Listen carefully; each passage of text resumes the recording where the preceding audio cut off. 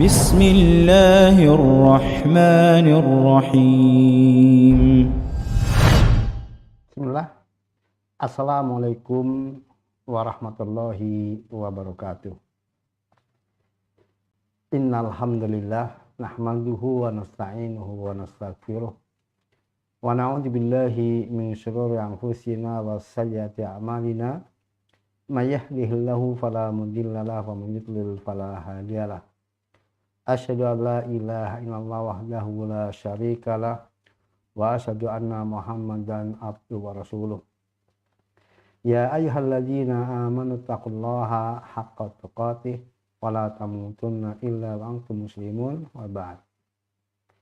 Para pemirsa Jakarta Mengaji dimanapun Anda berada, rahimani wa rahmatullah, kita tidak lupa untuk senantiasa memuji dan bersyukur kepada Allah Subhanahu wa Ta'ala yang telah menganugerahkan kepada kita beragam nikmat baik lahir maupun batin yang tidak mungkin bagi kita untuk menghitungnya satu persatu. Dan di antara nikmat Allah SWT lah kecenderungan untuk thalabul ilm, menuntut ilmu syar'i, dan termasuk di antaranya sore hari ini kita bertemu untuk kemudian kita bersama-sama bertafaqquh fiddin, mempelajari agama kita, khususnya materi yang paling pokok dalam agama itu akidah atau tauhid. Kita belajar dari kitab Minhajul Firqatin Najiyah, Minhajul Firqatin Najiyah wa Ta'ifatul Mansurah yang ditulis oleh Syekh Muhammad bin Jamil Zainu rahimahullah. Para pemirsa rahimani wa rahmatullah, pada kesempatan sore hari ini kita sampai pada bab atau pasal makna la ilaha illallah la ma'budu bihaqqin illallah. Itu tentang makna atau maksud dari kalimat la ilaha illallah, yaitu la ma'budu bihaqqin illallah. Tidak ada yang berhak untuk disembah selain Allah Subhanahu wa Ta'ala. Para pemirsa rahimani wa rahmatullah, langsung saja saya bacakan apa yang beliau sampaikan di dalam risalah beliau Minhajul Firqatin Najiyah wa Ta'ifatul Mansurah. Qal rahimahullah, makna la ilaha illallah la ma'budu bihaqqin illallah. Makna dari la ilaha illallah yaitu la ma'budu bihaqqin illallah. Tidak ada sesembahan yang layak untuk disembah kecuali Allah Ta'ala. La ma'budu bihaqqin illallah. Tidak ada ma'bud, yaitu tujuan peribadatan, objek yang disembah, objek yang diibadahi, yang hak, yang benar, yang memang layak untuk dijadikan objek sesembahan, objek peribadatan, kecuali Allah Subhanahu wa Ta'ala. Lalu beliau sampaikan, fiha nafsul ilahiyya min ghairillah wa isbatuha lillahi wahdah. Jadi dalam makna dari kalimat la ilaha illallah tersebut itu ada penafian ilahiyah, penafian hak untuk disembah, penafian hak untuk diibadahi dari selain Allah SWT.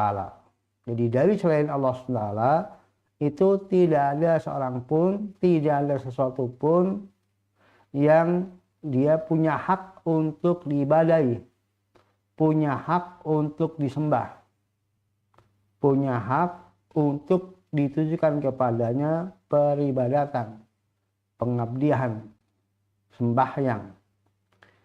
Wa isbatuha lillahi wahdah, dan menetapkan bahwa hak peribadatan, hak untuk disembah, hak untuk diibadahi itu hanya Allah Subhanahu wa Ta'ala.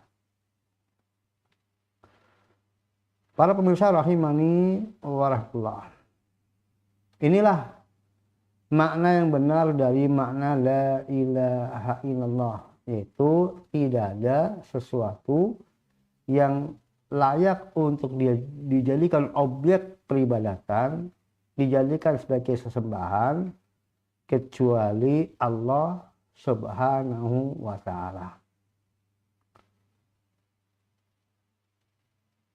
Nah, setiap kita mestinya memahami apa yang dimaksud dengan ibadah tersebut.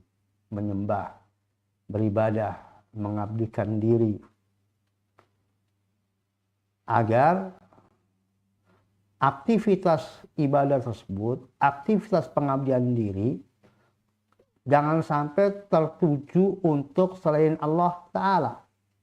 Karena tidak ada dari selain Allah Subhanahu wa Ta'ala yang layak untuk diibadahi, yang layak untuk disembah.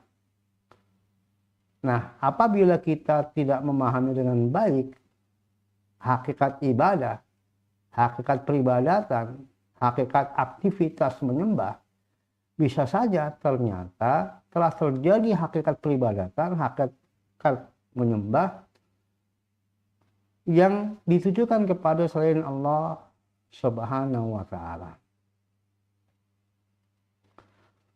Makna la ilaha illallah seperti yang telah disampaikan oleh mu'alif di atas, la ma'budu bihaqqin illallah, ini membatalkan, membantah setiap pemaknaan la ilaha illallah yang tidak benar.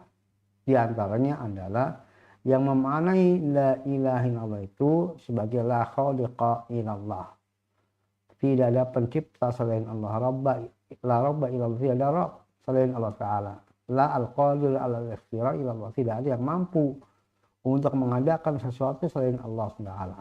Maka makna la ilaha illallah bukan makna rububiyah, tetapi makna uluhiyah.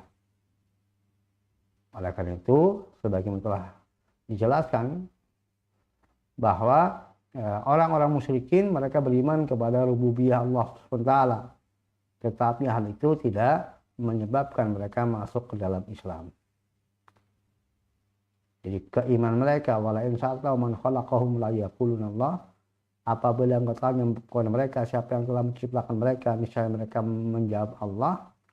Maka keyakinan mereka bahwa Allah adalah Rabb mereka, Allah pencipta mereka, tidaklah menjadikan mereka orang yang Islam, yang berserah diri kepada Allah dengan mentauhidkan Allah Ta'ala.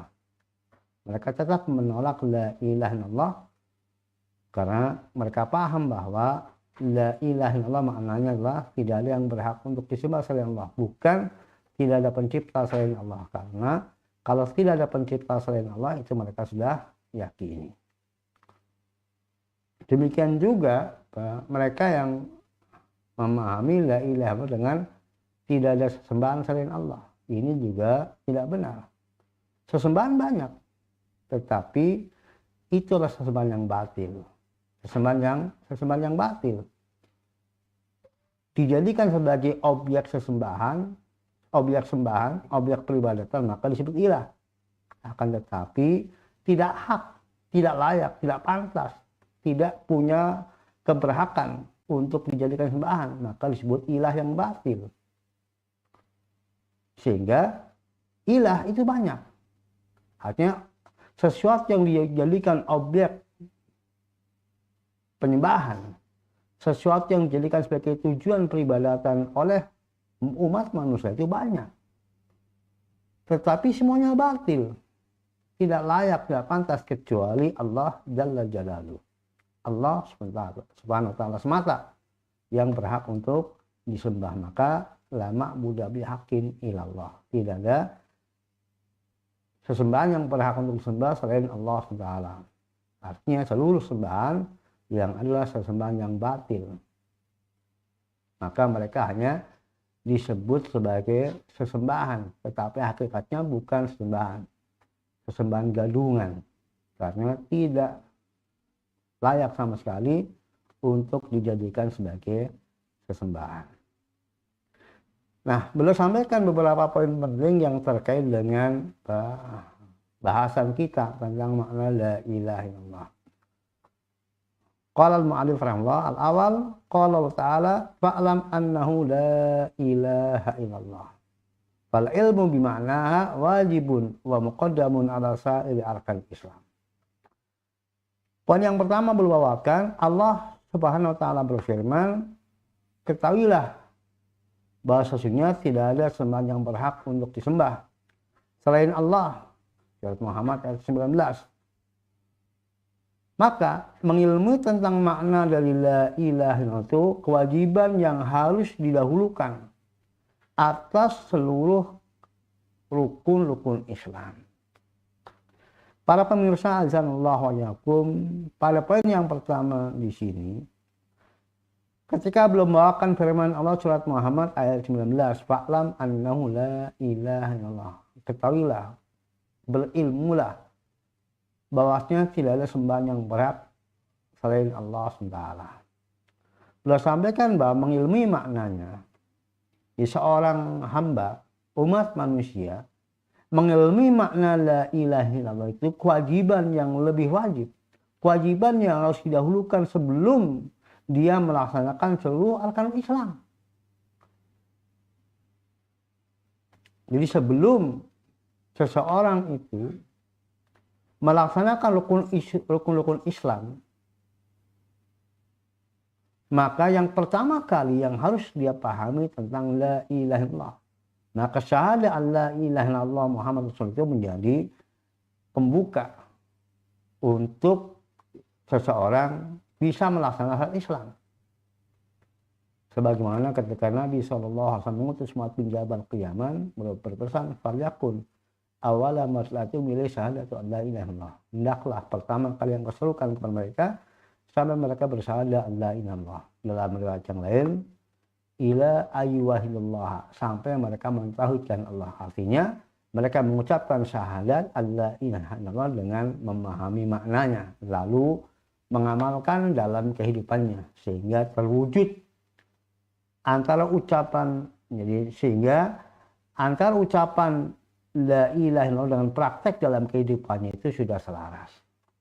Baru fa'innahum atau kalidzalika ta'limhum anna Allah ibtala alaihim khamsa salawatin fi kulli yawmin wa lailah. Kalau mereka telah mentaatimu dengan mewujudkan syahadat dengan pelaksanaannya, secara lahir sudah melaksanakan syahadat la ilaha illallah, maka ajarkan kepada mereka ada kewajiban sholat 5 waktu dalam sehari semalam. Maka rukun Islam sholat, dan demikian juga zakat, kemudian puasa dan haji, itu adalah pasca seseorang itu memahami dan mengamalkan tentang hakikat dari la ilaha illallah. Kemudian beliau sampaikan poin yang kedua, al-tsani wa qala sallallahu alaihi wasallam man qala la ilaha illallah mukhlishan dakhala al-jannah. Sahihun rawahu Ahmad. Wal mukhlis huwa alladhi yafhamuha wa ya'malu biha wa yad'u ilaiha qabla ghairiha. Li'anna fiha at-tauhid alladhi khalaqallahu al-alama li ajlihi. Beliau sampaikan poin yang kedua, Rasulullah SAW bersabda, barang siapa yang mengucapkan la ilaha illallah ikhlas, dalam keadaan ikhlas, maka dia pasti masuk surga. Hadis riwayat Ahmad, di sahih riwayat Imam Ahmad. Beliau jelaskan, orang yang mukhlis, orang yang ikhlas adalah orang yang memahaminya, lalu mengamalkannya dan mengajak manusia kepadanya sebelum kepada yang lainnya. Karena di dalamnya ada tauhid yang Allah telah menciptakan alam karenanya. Para pemirsa azanallahu wa iyyakum, beliau jelaskan berdasarkan sabda Nabi SAW tentang siapa yang mengucapkan la ilaha illallah dengan ikhlas maka dia masuk surga. Maka beliau jelaskan tentang hakikat orang yang ikhlas itu, bahwa orang yang ikhlas dalam kalimat la ilaha illallahnya adalah orang yang dia memahaminya, lalu mengamalkannya dan mengajak pada la ilaha illallah. Karena di dalamnya ada tauhid yang Allah Ta'ala menciptakan alam karenanya. Dengan demikian maka tidak mungkin seseorang itu akan ikhlas dalam la ilaha illallahnya apabila dia sendiri tidak memahaminya. Dan tidak mungkin seseorang memahaminya dan tidak mungkin orang bisa mengamalkan isi dari la ilaha illallah kalau tidak memahaminya. Jadi terwujudnya seorang yang mukhlis di dalam la ilaha illallah apabila dia memahami maknanya. Dengan memahami maknanya dia akan bisa untuk mengamalkan isinya. Sebab seseorang yang tidak memahami kalimat la ilaha illallah, tidak memahami makna dari la ilaha illallah, maka di dalam hatinya kosong tentang hakikat la ilaha illallah. Seseorang yang dalam hatinya kosong tentang hakikat la ilaha illallah, maka sangat mungkin, bahkan hampir dipastikan di dalam hatinya ada kesyirikan. Sehingga pengamalan hidupnya tidak akan dia mengamalkan tauhid yang merupakan keikhlasan, wujud keikhlasan. Pengabdian hanya kepada Allah Ta'ala semata dan barok berlepas diri dari pengabdian kepada selain Allah, baik lahir maupun batin. Jadi pengabdian, peribadatan hanya kepada Allah secara lahir maupun batin itu hanya terwujud bagi orang yang memahami makna la ilaha illallah. Jangankan tidak memahami maknanya. Memahami maknanya saja tidak semua manusia yang paham tentang la ilaha illallah, praktek dalam kehidupannya lahir dan batin dia mentauhidkan Allah, mengikhlaskan untuk Allah dalam ibadahnya. Karena berbagai macam kepentingan, berbagai macam agrat, tujuan dari manusia. Sebagaimana nanti kita akan ketahui bahwa orang-orang musyrikin mereka pun memahami makna la ilaha illallah, apa yang diinginkan dengan la ilaha illallah, mereka sombong. Demikian juga orang-orang Yahudi, Ahlul Kitab, maka sebagian mereka memahami apa makna dari la ilaha illallah, tetapi mereka sombong dari mengamalkannya. Itu poin yang kedua.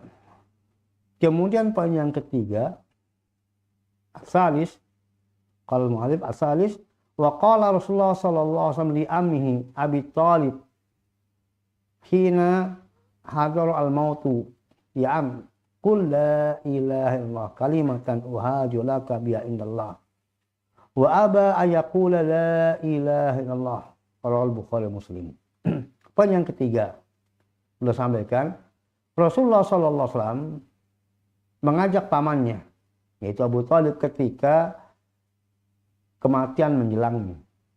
Jadi ketika kematian menjelang Abu Thalib, maka Rasulullah SAW mengajak Abu Thalib untuk berla ilaha illallah. Beliau katakan, wahai paman, katakan la ilaha illallah, sebuah kalimat yang dengannya aku akan membelamu di hadapan Allah SWT. Namun Abu Thalib enggan untuk mengucapkan la ilaha illallah. Hadis riwayat Bukhari Muslim.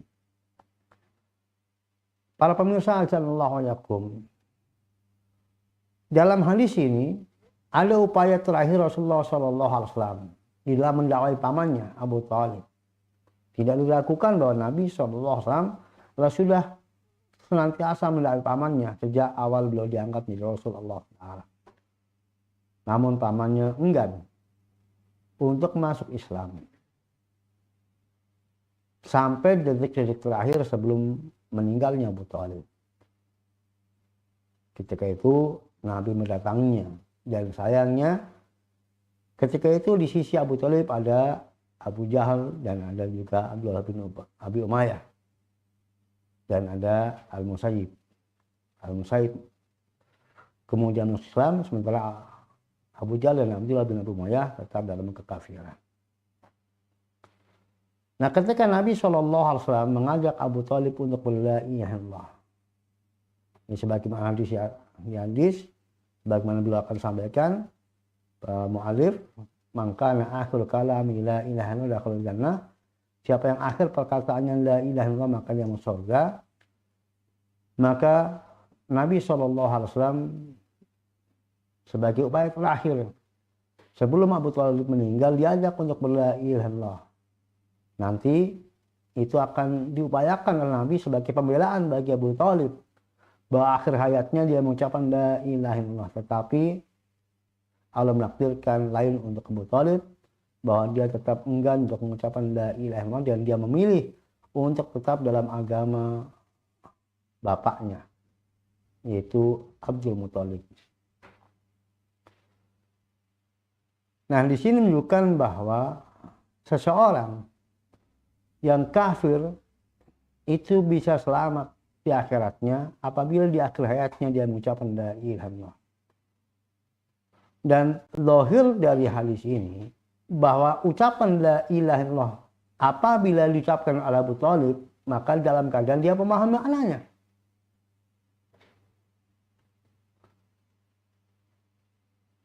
Karena la ilaha illallah kalimat dalam bahasa Arab, Abu Thalib adalah asli orang Arab, bahkan masuk dalam Arab jahiliyah yang ketika itu belum ada kesalahpahaman tentang bahasa, termasuk kesalahpahaman tentang makna la ilaha illallah, berbeda dengan orang Arab hari ini.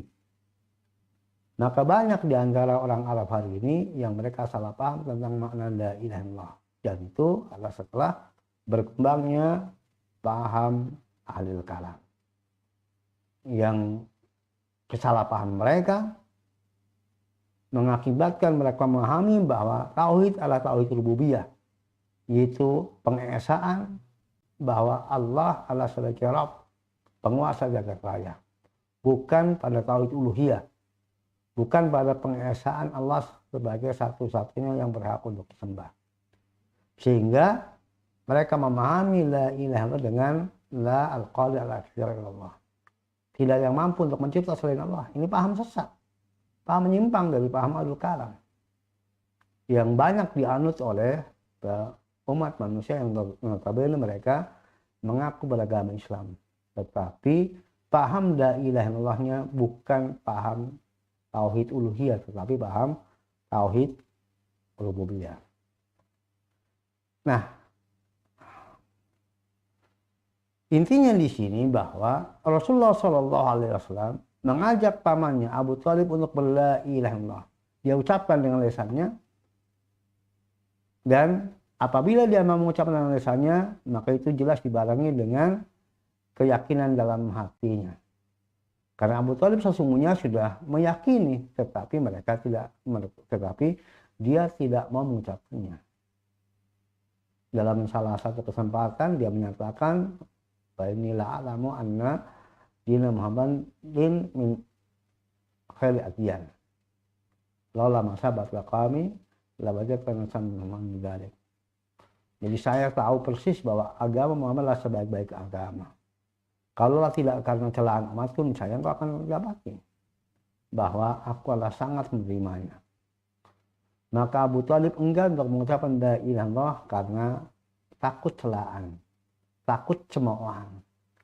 Dan peristiwa ini ketika Nabi SAW mengajak Abu Thalib untuk terakhir kalinya mengucapkan la ilaha illallah menjelang meninggalnya, Abu Jahal dan Abdullah bin Ubayyah mencelanya.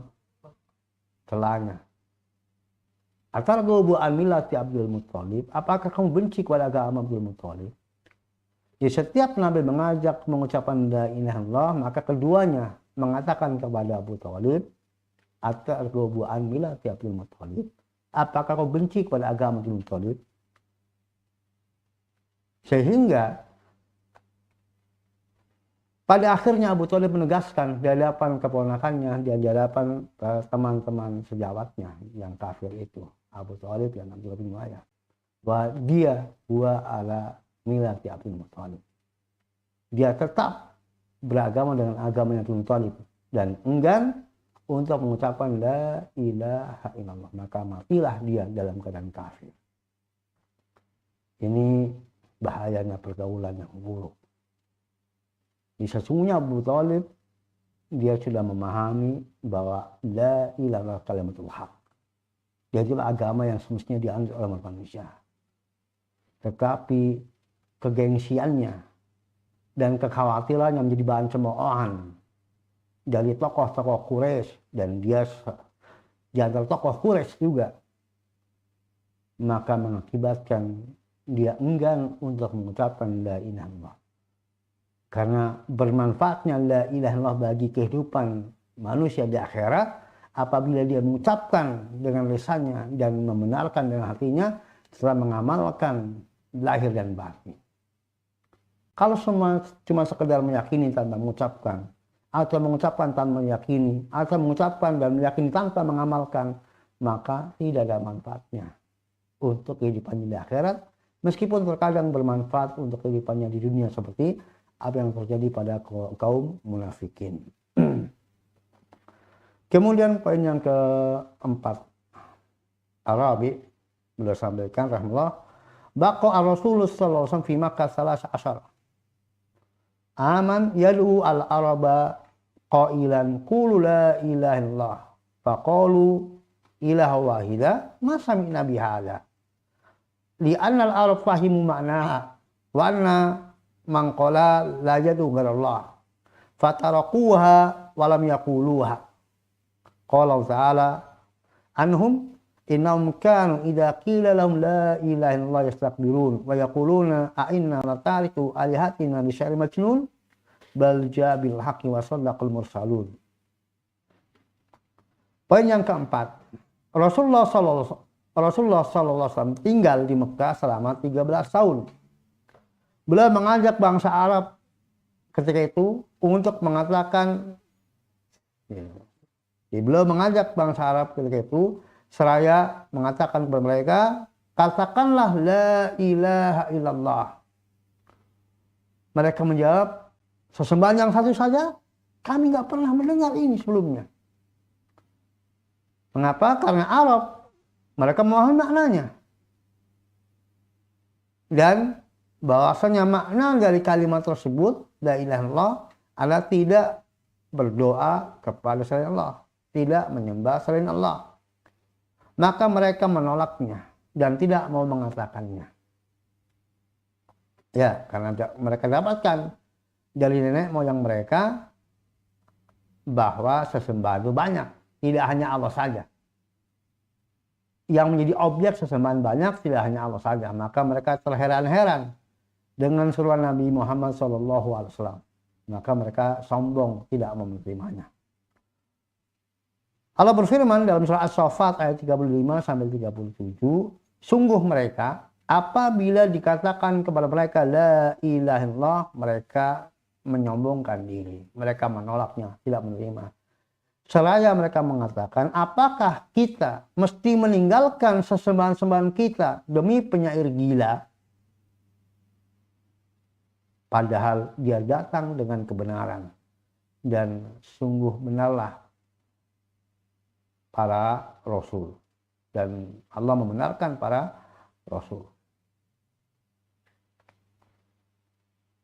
Para pemirsa rahimani warahmatullah, surat As-Saffat ayat 35-37 ini adalah sebagai bukti yang sangat nyata bahwa kaum musyrikin itu memahami makna dari la ilaha illallah. Ya, ketika itu Islam masih lemah di Mekah. Islam belum mengalami kejayaan. Kaum musyrikin masih merasa kuat dan mereka bisa menindas. Berani sebagai terang-terangan memusuhi Rasulullah SAW ketika mereka tidak setuju dengan dakwah Nabi Muhammad SAW. Nah, ketika Nabi SAW mengajak mereka untuk berla ilaha illallah, maka tokoh-tokoh Quraisy menolak mentah-mentah. Banyak dari tokoh-tokoh Quraisy mereka menolak mentah-mentah dengan mengatakan A'inna latariku alihatina li syai'in majnun. Apakah kita mesti meninggalkan sesembahan-sembahan kita lebih penyair gila? Coba perhatikan. Rasulullah mengajak mereka untuk mengatakan la ilaha illallah. Idza qila lahum la ilaha illallah. Itu ajakan yang disampaikan oleh Nabi SAW. Tanggapan yang mereka terima, apakah kita sungguh harus meninggalkan sesembahan-sembahan kita? Maka mereka paham bahwa ucapan la ilaha illallah, kalimat la ilaha illallah itu menuntut mereka untuk meninggalkan seluruh sesembahan yang selama ini mereka sembah, kecuali zat yang telah menciptakan mereka, yaitu Allah SWT. Maka Lata, Uzza, Manat, Hubal dan sebagainya dari sembahan-sembahan mereka yang selama ini dijadikan sebagai objek peribadatan itu harus ditinggalkan semuanya.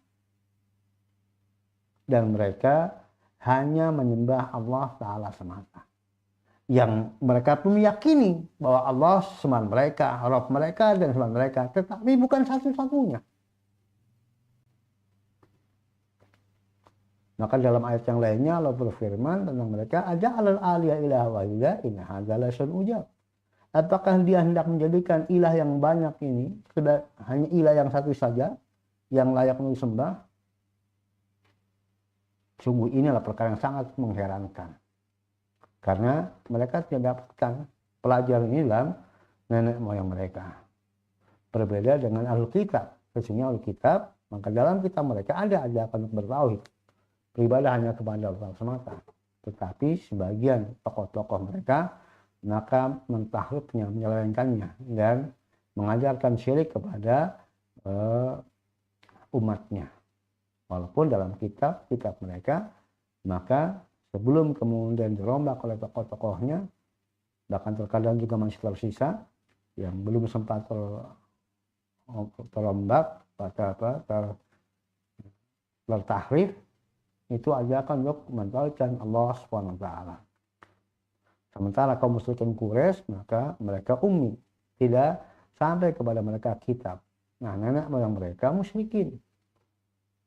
Yang mereka dapati secara turun-temurun beribadah kepada selain Allah Ta'ala di samping kepada Allah SWT. Maka mereka terheran-heran ketika Nabi SAW mengajak mereka untuk beribadah hanya kepada Allah dan meninggalkan peribadatan kepada selain Allah SWT.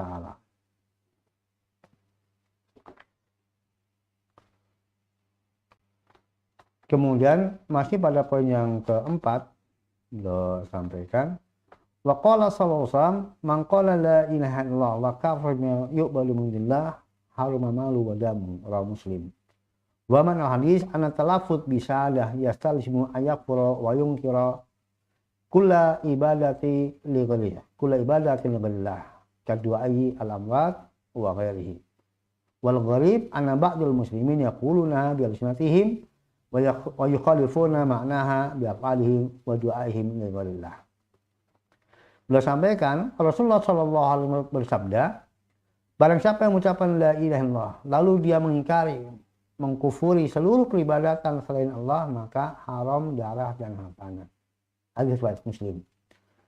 Beliau jelaskan makna hadis di atas bahwa ucapan syahadah, itu ucapan asyhadu an la ilaha illallah, itu mengharuskan untuk mengingkari, mengkufuri seluruh peribadatan terhadap selain Allah, seperti berdoa kepada yang mayit dan selainnya. Nah, ironisnya, sebagian kaum muslimin mereka mengucapkan kalimat la ilaha illallah dengan lisan mereka, tetapi menyelisih maknanya dengan perbuatan mereka. Perbuatan mereka menyelisih makna dari kalimat tersebut, seperti dengan mereka berdoa kepada selain Allah SWT. Para pemirsa, assalamualaikum alaikum. Dalam hadis yang beliau bawakan di sini, bahwa ucapan la ilaha illallah harus dibarengi dengan al-kufru bima yu'badu min dunillah.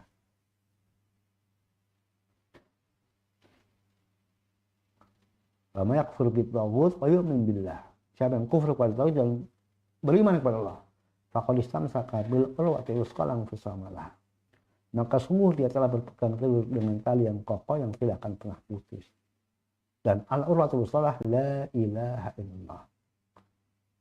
Jadi tidak ada pengaruh dari la ilaha yang diucapkan oleh seseorang tanpa dia kufur kepada peribadatan kepada selain Allah Taala.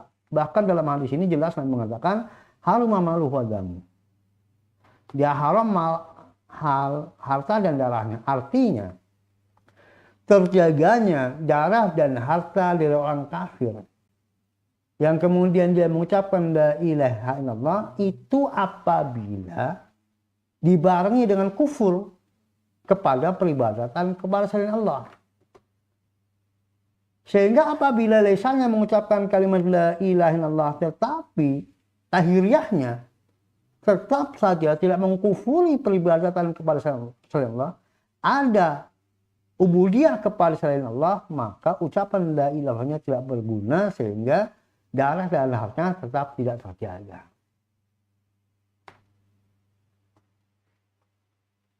Sehingga kalau ada orang mengucapkan la ilaha illallah lalu dia tidak kufur, tampak secara zahir dia tidak mengkufuri peribadatan kepada selain Allah, di mana dia melakukan ubudiyah kepada selain Allah, maka batal la ilaha illallah.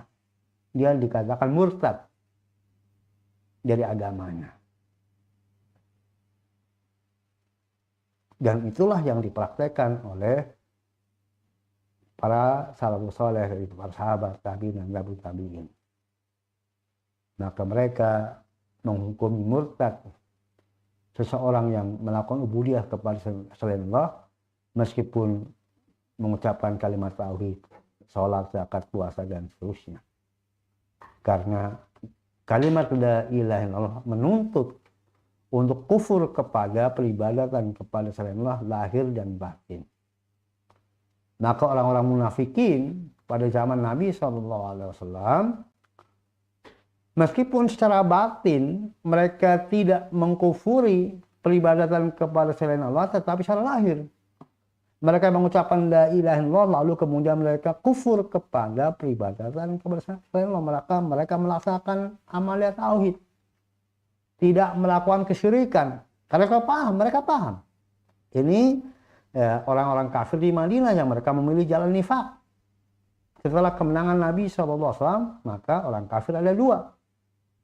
Orang kafir yang tetap menentang, maka mereka diperangi oleh Rasulullah SAW, dan orang-orang munafik yang mereka memilih jalan kekufuran secara batin, tetapi Islam secara lahir untuk meraih keuntungan dunia, mendapatkan fasilitas sebagaimana kaum muslimin meskipun mereka kafir secara batin.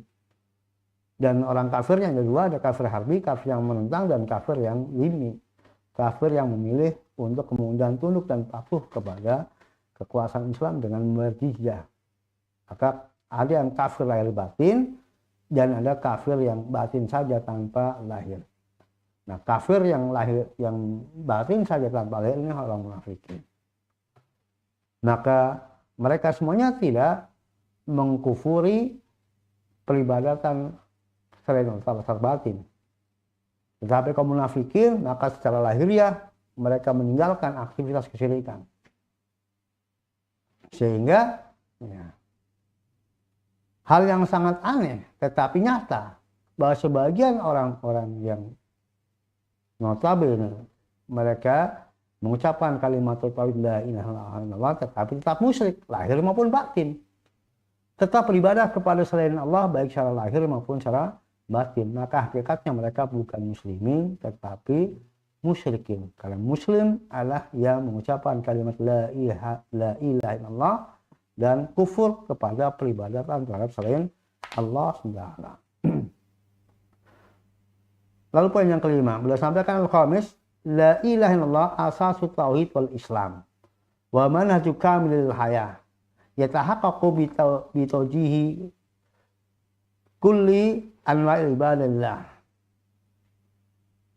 bi tawjihi kulli anwa'il ibadillah wa dzalika idza khada al-muslimillah wa du'ahu wahdahu wahtaka min syar'i duna ghairihi. Poin yang kelima sudah sampaikan, la ilaha illallah adalah merupakan asas tauhid dan Islam. Fondasi tauhid dan Islam itu pada la ilaha illallah. Dan dia adalah jalan hidup kesempurnaan. Manhajul kamilil hayah. Kesempurnaan hidup hanya bisa diraih dengan la ilaha illallah. Dan itu terrealisir, la ilaha illallah terrealisir dengan menunjukkan seluruh bentuk ibadah hanya kepada Allah. Kapan terjadi? Itu apabila seorang muslim itu hanya tunduk kepada Allah, berdoa hanya kepada Allah semata, dan berhukum dengan syariat Allah, bukan kepada yang lainnya.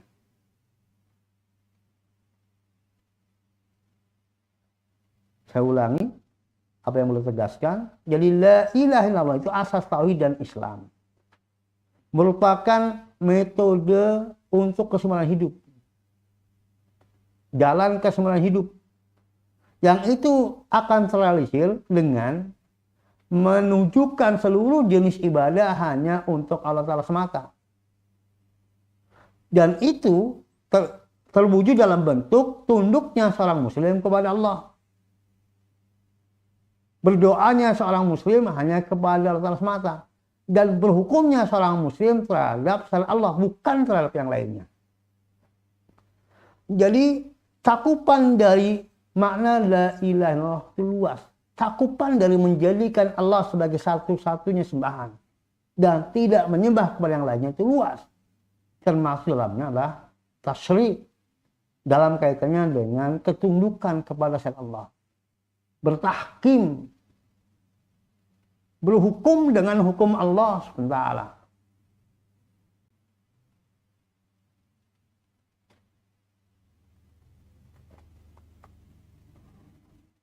Lalu poin yang ke-6 beliau sampaikan, as-salis, qala Ibnu Rajab, al-ilah walladhi yutaw wa la yuqsa, haibatan lahu wa ijlalan, wa mahabbatan wa khaufan wa rajaan, wa tawakkulan alaihi,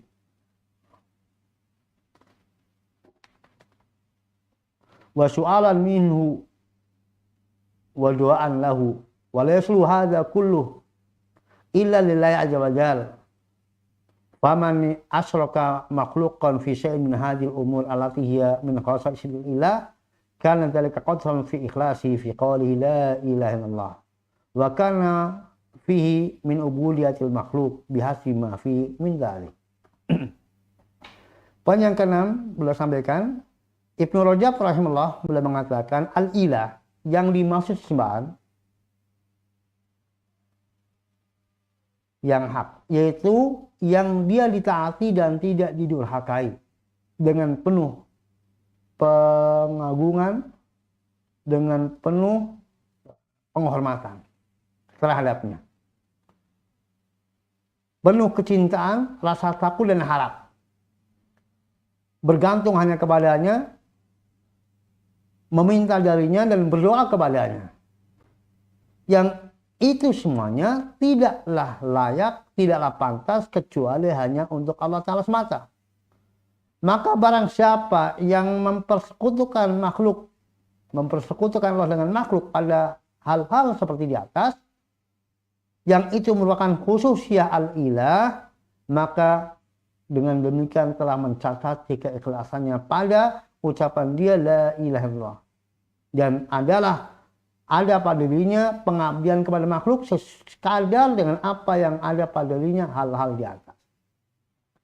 Para pemirsa rahimani warahmatullah, di sini mu'alif rahimahullah menukil perkataan Ibnu Rajab tentang makna al-ilah. Di mana al-ilah itu sesuatu yang ditaati, tidak didurhakai, dengan penuh penghormatan dan pengagungan. Dicintai sekaligus ditakuti dan diharapkan darinya.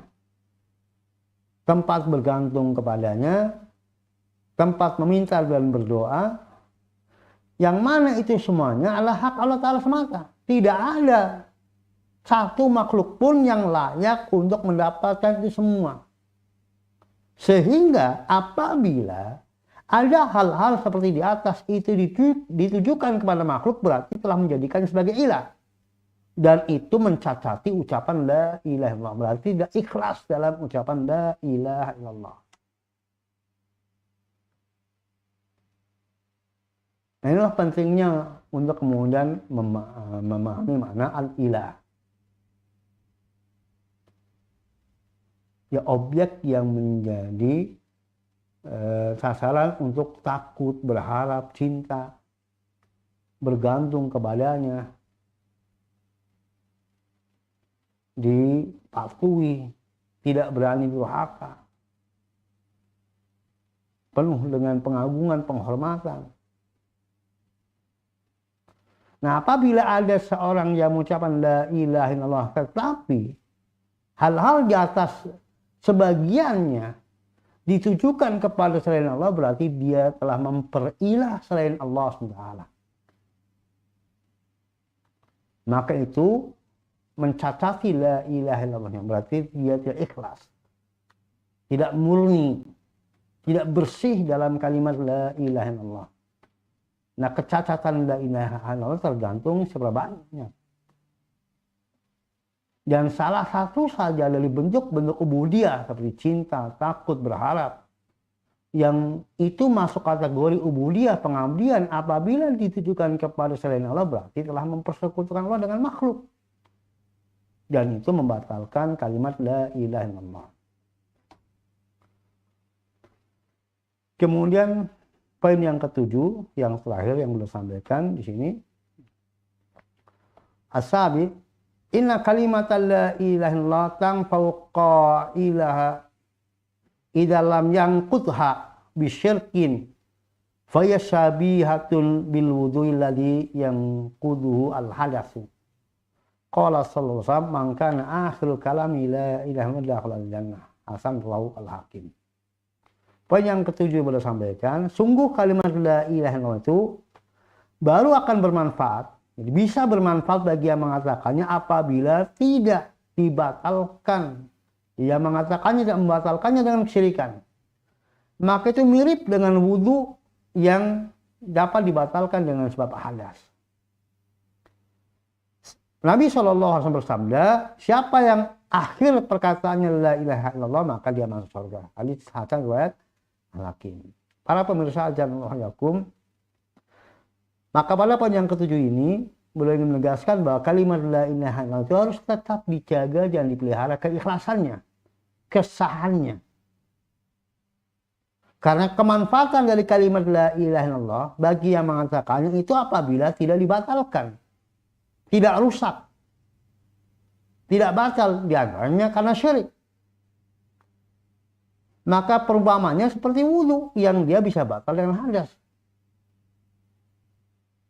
Maka walaupun sudah benar wudhunya, sudah sah wudhunya, tapi kalau dalam perjalanannya tidak terjaga guna hadas, maka batal wudhunya.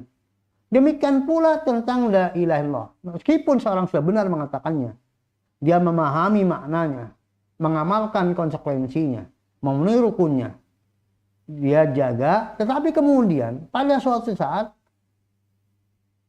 ada hal-hal yang terjadi padanya yang secara hukum syar'i bahwa itu adalah membatalkan kalimat la ilaha illallah, maka batal ucapannya, tidak bermanfaat baginya, seperti dia batal wudhunya, hadas, maka wudhunya yang sudah dia kerjakan tidak ada manfaatnya, dia harus kemudian wudhu kembali kalau ingin melaksanakan aktivitas ibadah yang disyaratkan wudhu. Maka demikian juga kalau dia ingin surga, maka dia harus kembali membuat sah la ilaha illallah, bersih dari pembatal sebelum kematiannya. Sebab kalau walaupun dia menjaga seumur hidupnya kalimat la ilaha illallah dari batal, tetapi di akhir hayatnya batal, maka dia tidak berada dalam kalimat la ilaha illallah. Dia tidak masuk pada kategori mangkana akhir kalami la ilaha illallah. Maka mangkana akhir kalami la ilaha illallah bukan berarti harus ketika dia sakaratul maut mengucapkan la ilaha illallah. Siapa saja yang dia hidup dalam keadaan la ilaha illallah sah, tidak batal, lalu dia meninggal, maka dia dikatakan mangkana akhir kalami la ilaha illallah. Karena dia masih tetap memegang kalamnya la ilaha illallah sampai akhirnya, sampai akhir hayatnya. Tidak batal ketika dia meninggal.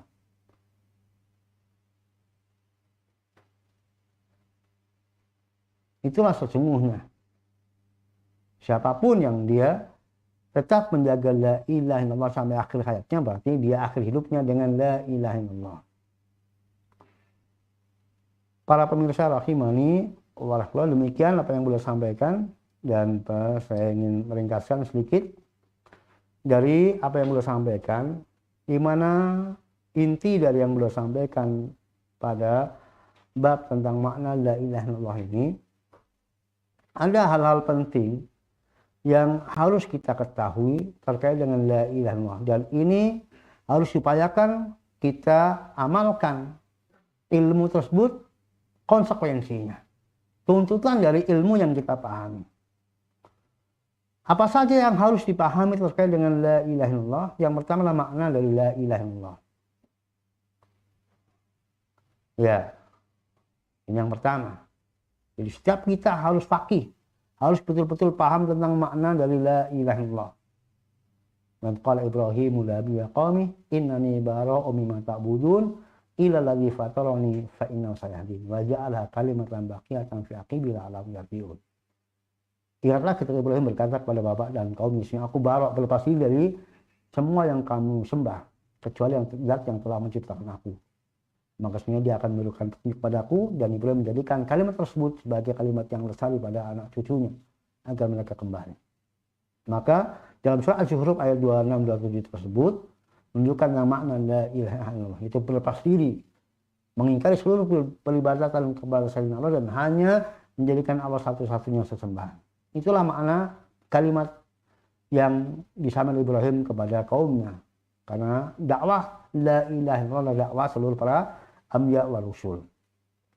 Kemudian yang kedua adalah makna ilah. Kita harus paham tentang makna ilah. Ya, tadi telah kita dengarkan pada ayat inna tarku alihatina li syai'in masjun, bahwa kaum musyrikin memahami semua yang menjadi tujuan ibadah mereka itulah ilah. Maka ilah terbagi dua, ada ilah yang hak dan ada ilah yang batil. Ilah yang hak adalah Allah Ta'ala, al-ilahul haq. Dzalika bi anna wal haq. Dan seluruh yang selain Allah adalah batil. Wa nama yad'una min duni wal batil.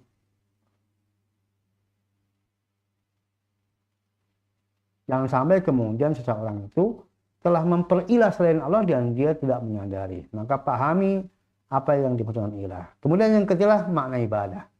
Seseorang tidak akan mungkin dia bisa mentauhidkan ibadah tanpa dia paham tentang hakikat ibadah.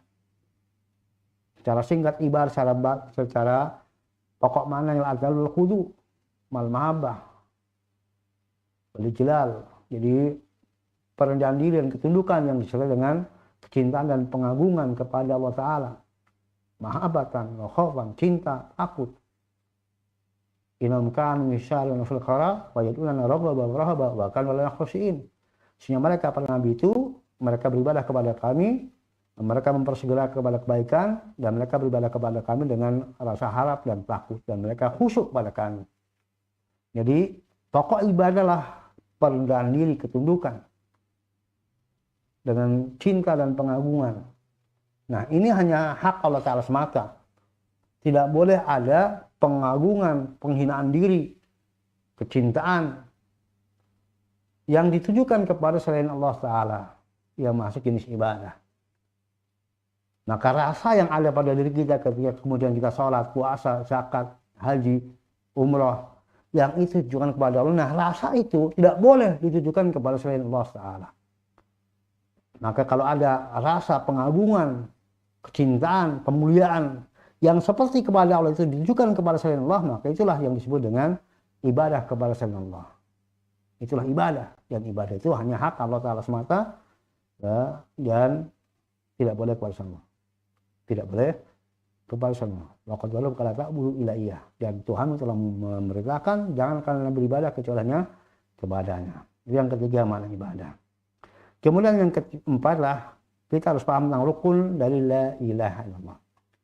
Di mana rukunnya ada dua, yaitu nafyu wal isbat, menafikan peribadatan kecuali Allah, dan menetapkan ibadah hanya untuk Allah Ta'ala. Dzalika bi anna Allahul haq wa anna ma yad'una min duni wal batil, dalam surat Al-Hajj ayat 26. Itulah karena Allah lah sembahan yang hak dan yang selainnya adalah sembahan yang batil. Kemudian yang kelima adalah kita masih paham syarat-syarat dari la ilaha illallah, ilmu, ikhlas, kemudian yakin, inqiyad, kemudian mahabbah, kemudian asyid, kemudian kufur yu'badu min dunillah. Jadi harus ada ikhlas, ilmu, yakin, qabul, menerima, kemudian ada inqiyad, ketundukan, ada syirik, kejujuran, kemudian ada mahabbah, kemudian cinta, ada al-kufru bima yu'badu minillah, ada kufur kepada sesembahan selain Allah Subhanahu wa taala. Itu diantara syarat-syarat ikhlas yang mesti kita, syarat-syarat la ilaha illallah yang harus kita miliki. Kemudian yang terakhir adalah kita masih paham tentang pembatal-pembatal dari la ilaha illallah. Di mana pembatal la ilaha illallah terkumpul ada 3, yaitu asyirk, al-kufru, an-nifaq. Siapa yang ada padanya al-kufru, asyirku, an-nifaq, maka dia batal la ilaha illallahnya secara hukum akhirat. Sehingga ucapannya tidak ada manfaatnya. Mungkin bermanfaat di dunia, tapi nggak akan bermanfaat di akhirat. Yang itu bisa diucapkan, bisa dalam bentuk ucapan, bisa dalam bentuk perbuatan, dan bisa dalam bentuk hal yang dalam batin atau keyakinan. Yang insya Allah sebagiannya akan kita pelajari pada kitab Al-Firqatul Najain. Nah, demikianlah para pemirsa rahimani warahmatullah, pelajaran kita pada kesempatan sore hari ini, dan waktu yang tersisa untuk tanya jawab maka dipersilakan. Assalamualaikum Ustaz. Waalaikumsalam. Ada yang beranggapan kita harus bersyahadat ulang saat sudah balik, meskipun kita lahir dalam keadaan Islam, karena tidak dianggap keislaman kita saat lahir, sebab hanya ikut-ikutan orang tua saja. Apakah benar seperti ini Ustaz?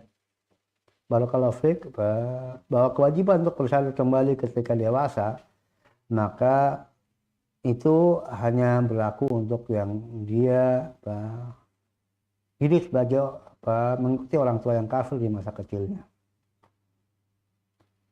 Adapun hukum anak-anak muslimin, maka mereka muslimin, mereka langsung menjalankan syariat Islam tanpa dituntut untuk bersyahadah.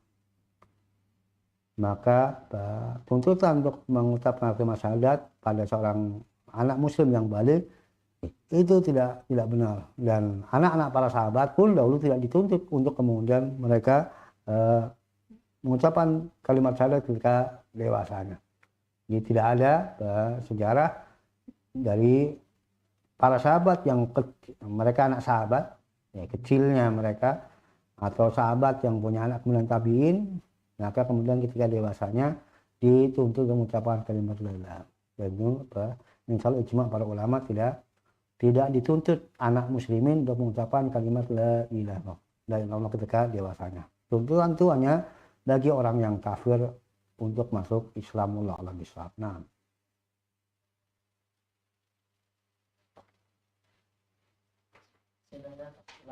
bagaimana dengan seorang yang ketika lahir sudah muslim, lalu dia tidak mengerjakan kewajibannya sebagai seorang muslim, apakah termasuk ke dalam kafir atau seperti apa? barakallahu fiik. Pemirsa rahimani warahmatullah, Islam adalah agama amal, lahir dan batin. Maka seseorang yang tidak ada amalan Islam dalam lahirnya, dia bukan seorang muslim. Maka dia masuk kategori orang i'rad an dinillah, berpaling dari agama Allah Ta'ala, yaitu yang tidak mengilmuinya dan tidak kemudian mengamalkannya.